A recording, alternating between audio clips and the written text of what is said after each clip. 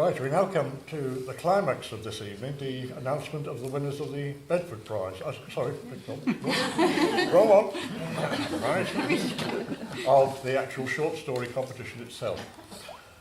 I'm going to keep you in suspense for a bit longer while I say a few words about Lee Russell, who is the judge for, was the judge for the 2014 competition and agreed to remain as judge for the 2015 competition.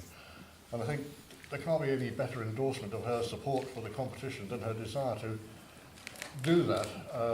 And you know, it's as I said before, judging is a difficult job, and I was so pleased that she took it on.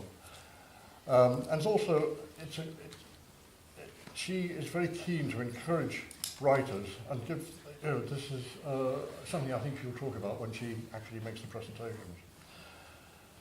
Now, it mustn't be overlooked that in the last year she's been extremely busy. I'm quite a reader of Lee Russell's books, and there's been no fewer than 3 of them being published since we last met. And I'll give you a list of them so you can make a note and go out and get them.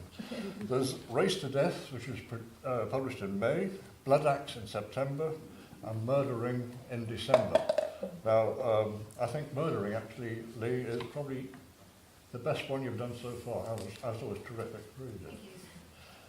Also, there's another book that can come out as well. Yes, in February. 9th of February, it'll be available in Kindle and paperback, so I'm giving you a good plug here. And I can't wait myself. I shall be putting my name down for it. I'll actually be away abroad, but I'll be able to download it on the Kindle. It's not going to be the usual characters, Geraldine Steele or Ian Peterson. It's actually going to be a new one, Lucy Hill. So this will be really interesting. And I think also it's actually moving slightly away from being police crime. Is that right? Yes. But I can't say any more than that. I haven't read it. I'm not sure where you are on the TV series, but I see on your website that you are, the Geraldine Steele books have been optioned to be made into a TV series. I'm very interested to see what happens in the future. Now, that's just the writing side of it. Lee also manages to fit in her writing, giving interviews, tutoring in creative writing, and giving talks around the country while continuing to be a wife and mother of 2 daughters. A remarkable lady, which makes us who organise the competition feel all the more privileged that she is the judge and that she is here tonight. I'll now like to hand over to you, Lee, and finally you're going to find out who the winners and runners-up are.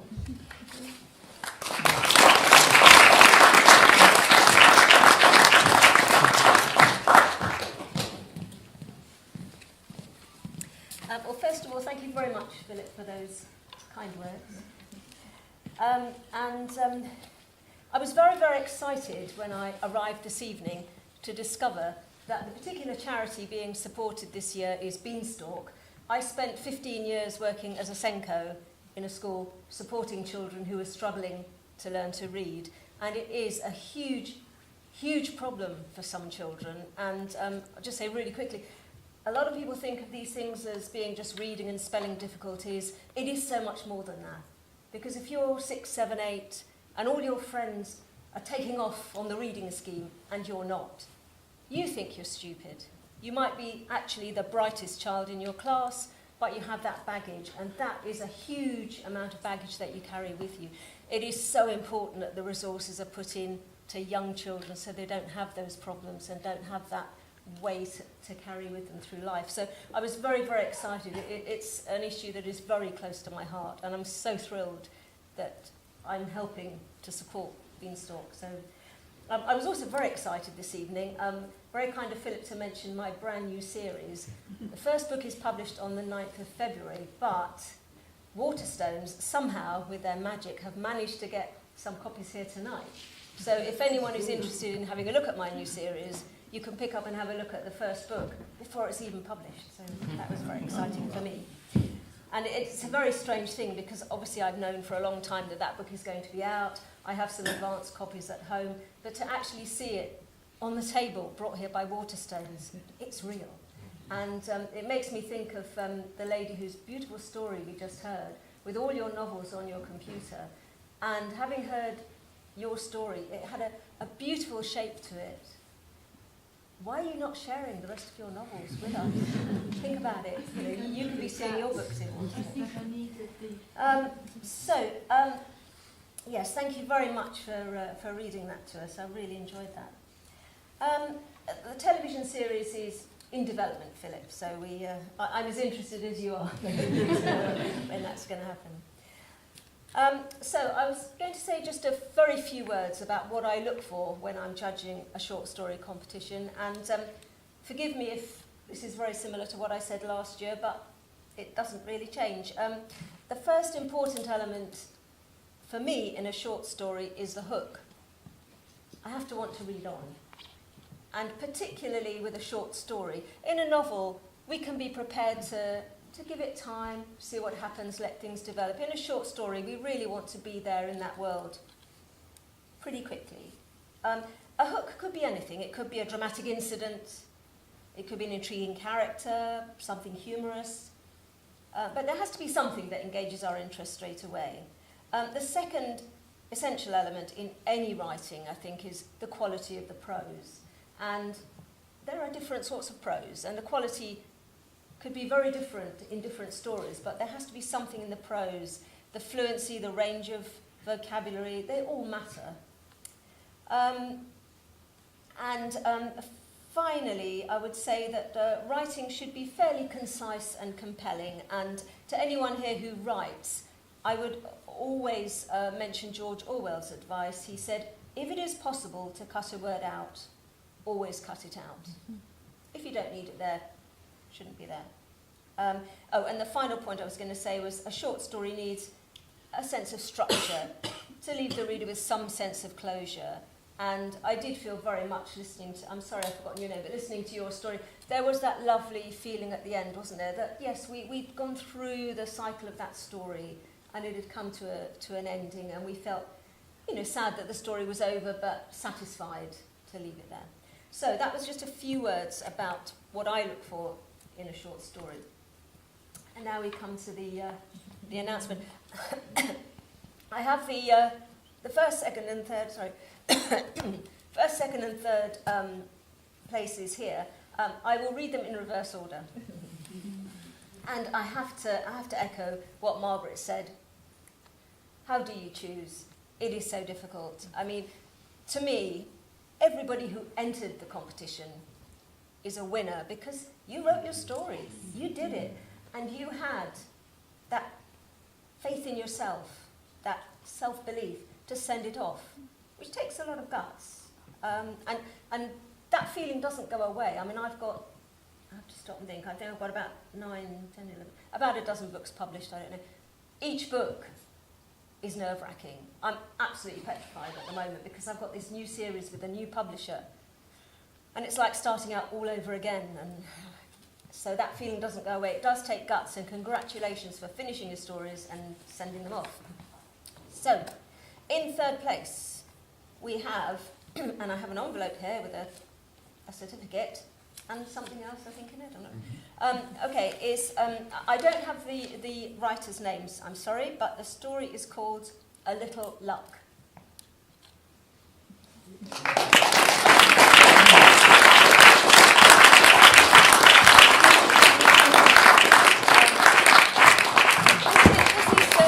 This is fun, actually, because the judging process is obviously anonymous. I don't know who the writers are, but I've actually met Jo before, so hurrah.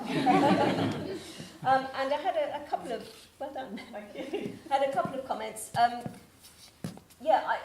With this story, I really felt I should have seen that twist at the end coming, but it came as a surprise, and that was fantastic. And presumably you kind of thought about that, didn't you? It was a clever twist that I didn't see coming. So well done with that. I thought the characters were very well formed. Although I didn't particularly like the main character, but it was still engaging and I wanted to read on, so well done, fantastic.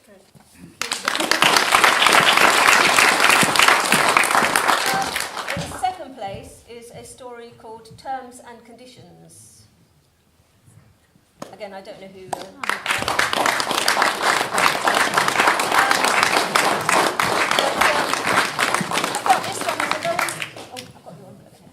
I'm not the author, I'm the husband of the author. Well, I felt this was a very lively narrative, a satisfying twist. Character and atmosphere were very well drawn. It was amusing. It was fun, but it had a serious point as well, which I think is so difficult to do. I'd love to be able to write like that. I do encourage anyone who has been placed in a competition, if you are ever submitting to agents, to publishers, whatever, do mention this, because it helps to give you credibility. So as well as the actual achievement in itself, it could lead on to something else.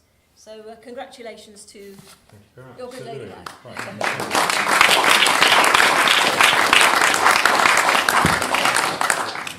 And now we come to the first prize, which I'm going to be reading aloud. I hope I do it justice. And the first prize I awarded to a story called Roller Coaster.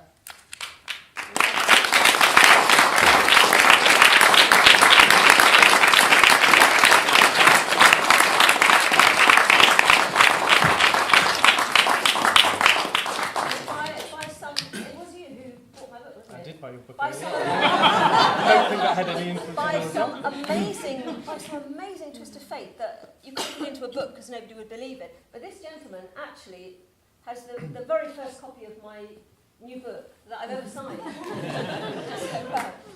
Okay, so I have your envelope here. And what I found interesting about this story was that the narrative gave us outward events, but there was also an inner journey for the character. And I found, again, the end was surprising, it was a bit unnerving. Very strong narrative line, character development. It was very skillful, I felt, in a short story. Present tense is a little bit unusual, but it gave immediacy, and it worked very well, I thought, in this narrative. But you will hear it now, and so I hope I do it justice. Thank you. So well done. Now comes the most important bit, not me wittering on, but the actual story. Right, here we go.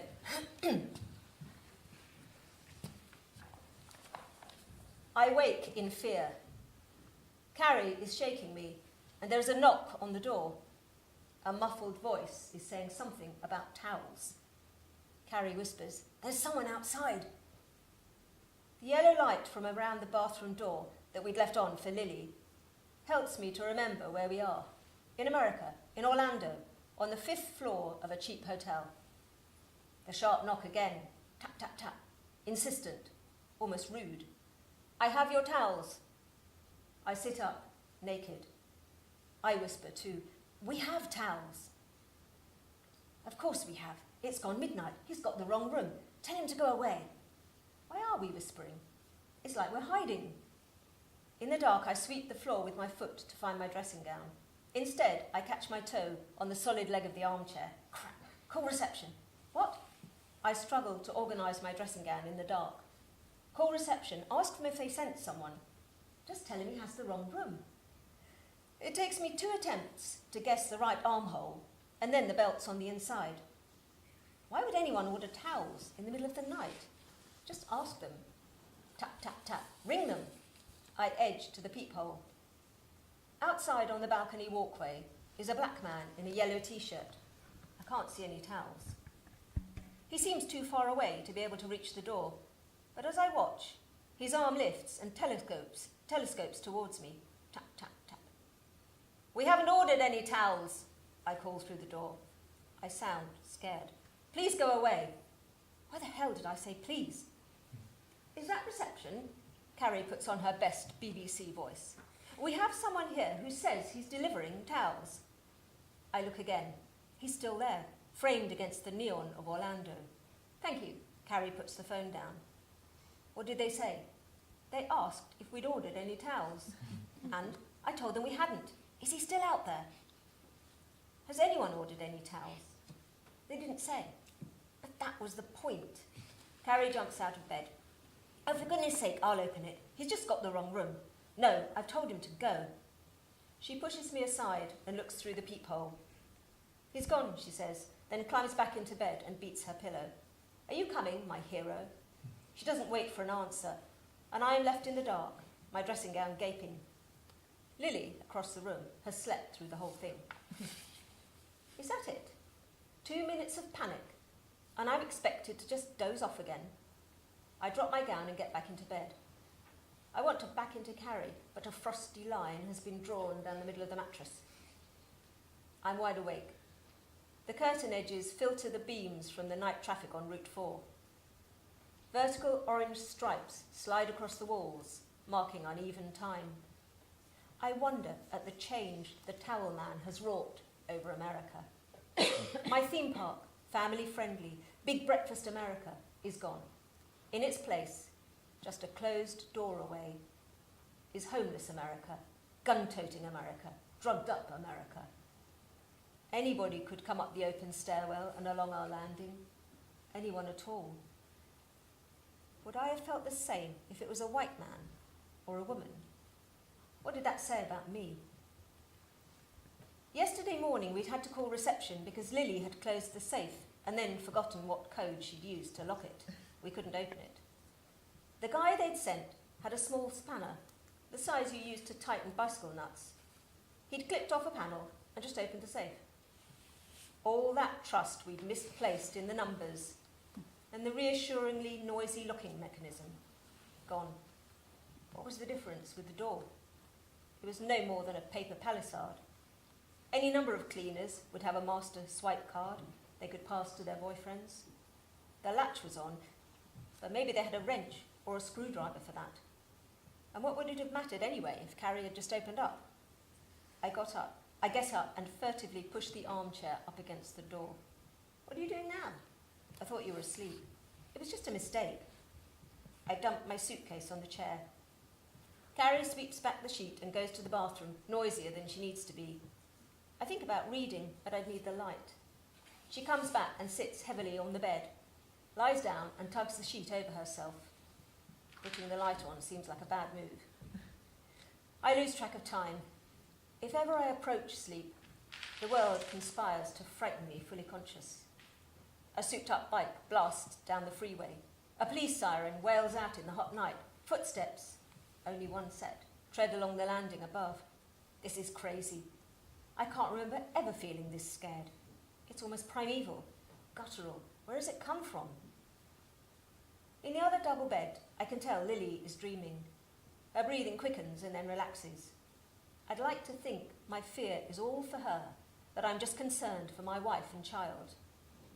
The truth is, I can't feel past my own fear for me, who is closest to the door.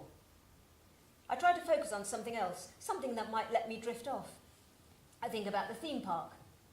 It had been all right, not as stupidly busy as we might have expected, though that had brought its own problem.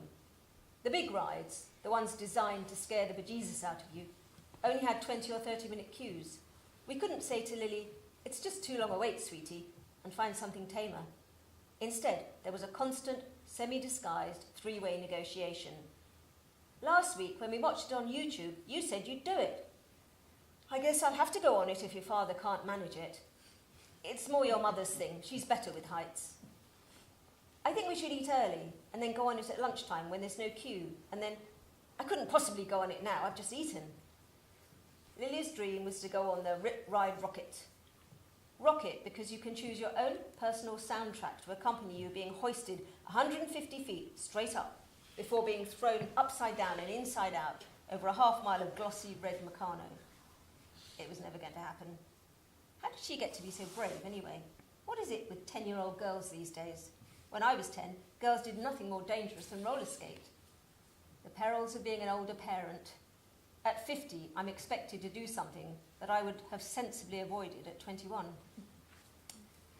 Somewhere in the middle of the hot afternoon, Lily realised she was on a losing wicket and dropped down to my level of bravery, which tolerated queasy 3D shows and water rides. Water rides are all right. It was an okay day. But it's a long way to fly and a lot of money for just okay. Carrie had deflected Lily's disappointment at me. Maybe your father will be braver tomorrow. It was wrong to give her false hope. If Carrie had wanted a superhero, she should have married someone else. The air conditioning clicks. I jump as if jabbed by a cattle prod. The unit hums into life. My fear is still awake too. It occurs to me that I stored up all that fear during the day. Fear that somehow I'd have to ride the roller coaster. Fear that I'm a disappointing husband. Fear of how my little girl might see me. It's been slumbering just below the surface and all poured out when the towel man got the wrong room. I feel the truth of it. With the realization, my balloon of angst deflates. It morphs into something else, something sadder, something true. I tuck the feelings in and fall asleep. Early next morning, we're back at the theme park. It's the afternoon and hotter than the day before. I'm drying from the Jurassic Park ride, which has a splash finish, and my adrenaline is yet to burn off. There's a Blues Brothers show in a fake town square. We're sitting on some steps in the shade. It's a good show. Lily doesn't seem that interested. I guess you need to have seen the film. She's shoveling popcorn, pressing it into her mouth. There's been no begging to go on the big rides today. Carrie is already angling to leave, saying we shouldn't plan to stay late if we want to come in early tomorrow. Beyond the show, the red roller coaster mocks me, and my eyes are drawn above the dancing. It's metronomic, as one batch of screamers swoop out of the first drop. The batch ahead career and twist in the opposite direction. Is it really so high? The victims are tipped onto their backs for the haul up. Clack, clack, clack. It's entirely vertical. I count 13 seconds of suffering before they are ratcheted over and dumped downwards. I imagine the point at which I'd be all right, past peak fear. I guess it would be after the first 360 loop. All the riders survive. There are no medics racing to the ride exit, no body bags rolled into an ambulance. Instead, friends and families emerge from the production line, laughing and smiling, closer than before they got on. The ride has transformed them somehow. I think of other things men have been asked to do, other fears faced. Fighting for your girl, charging over mined beaches, last into the lifeboats. The Blues Brothers are in full swing. Everybody needs somebody. Everybody needs somebody, someone to love. Another batch of people, braver than me, climb to the start. I corral the last of my adrenaline. It's only fear. More people get killed crossing the road. Lily finishes her popcorn and hands me the box. What are we doing next? Would you like to go on the rocket? Carrie is waiting for us, holding our hats in the backpack. She's smiling. Did you see us? Lily asks, running to her. My legs feel like they belong to a 2-hour-old foal. My knees have lost their ability to lock, but I'm smiling too. I did, said Carrie. Was it fun? I taunt Lily. You screamed the whole time. You're supposed to scream, she says, and hugs me. At least I didn't say, oh my God, 20 times on the way up. I laugh and kiss her head. What now? Asks Carrie. Again, says Lily. All right, I say. The afternoon blurs by, it really does, spent tumbling and rolling in the Florida sky. After the second go on the rocket, Lily pulls me to the Dragon Challenge, another of yesterday's failures. I have the hang of this now. You live somewhere inside the fear. Don't try to control it.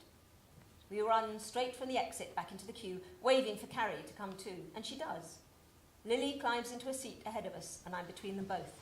Feet dangling, we're clicked up to the start. I've never heard Carrie scream before. We stop for a cool, giant ice cream, then hit the rides on into the dusk.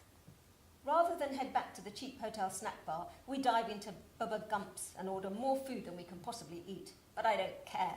Carrie sips her wine and takes my hand. She has a look about her that I haven't seen in a long time. We share a long kiss. Lily covers her eyes and says, ew. The last bus has gone by the time we're ready to leave, so we get a cab. Carrie leans her tired weight into me all the way to the hotel. As I turn from paying the driver, I can see there are a lot of people crowded around the reception desk inside. It's late for a check-in rush, but then I guess planes arrive at all hours. I'm glad we can go straight to our room. I'm ready for sleep. Lily hits the 5th floor button in the lift. When the doors open, she finds a last nugget of energy and skips out and round the corner onto the open balcony. When we follow, we almost bump into her. She's just standing there. Carrie's hand tightens on mine. Our room is the second one, but further along, there are cops. Before them, a yellow tape is stretched across the balcony. The camera flashes out onto the landing at measured intervals from an open door. I let go of Carrie's hand and fumble in my wallet for the card key. A cop has spotted us. He ducks under the tape and walks our way. Lily moves behind me. I just want to get into our room and go to swipe the card. Sir, I need a word with you, sir. Sure, what's going on? I looked down at his holster, open and one forward of his hip. When were you here last? We went to the park early. You see or hear anything strange last night? I look at Carrie. Someone knocked on our door after midnight. He said he had towels for us. You open up? No, we hadn't asked for any towels. He looked past me at Lily. I saw him through the peephole. Good, that's good. I'll need to get a description. Behind him, beyond the tape, a waist-high stretcher is carelessly worked out of the door, knocking into the balcony wall. There is a sudden coolness in the breeze, and my gut feels heavy. You might want to get your little girl inside, sir. Carrie snatches the card from my hand and takes Lily in. The tape is torn away, and the stretcher pushed towards me, a rhythmical clack at each turn of the wheel. Middle-aged guy. The cop gets out his notebook. On business, maybe. Cleaner found him, late afternoon. Strapped tightly to the stretcher is a black bag, so tight that you could see the man must have been very overweight. Clack, clack, clack. He was knifed. From the wound, I'm thinking it's unlikely you'd have heard much. Clack, clack, clack. Rare in this district, but it's easy for anyone to get up off the streets. A few more seconds, that's all, and it'll be over. The cop and I squeeze up against the wall to let the stretcher by. But even so, the shiny black plastic brushes me as it passes, just a toothy silver zip where the face belonged. I feel the world turn and my stomach lose its weight. There is a sensation of falling, and the cop grabs my arm. Let's go into your room, sir. My knees won't lock as he takes me inside. I imagine people screaming around me. I'm in free fall. 10 minutes later, the cop stands up to leave. There'll be someone guarding the scene tonight. No need to check out like all those others. You did the right thing, sir, not opening that door. I was afraid. Sometimes a little fear is a good thing. Try to enjoy your holiday, sir. He leaves. Carrie and Lily sit huddled together on the bed. Help me move the chair up against the door. Carrie comes right over.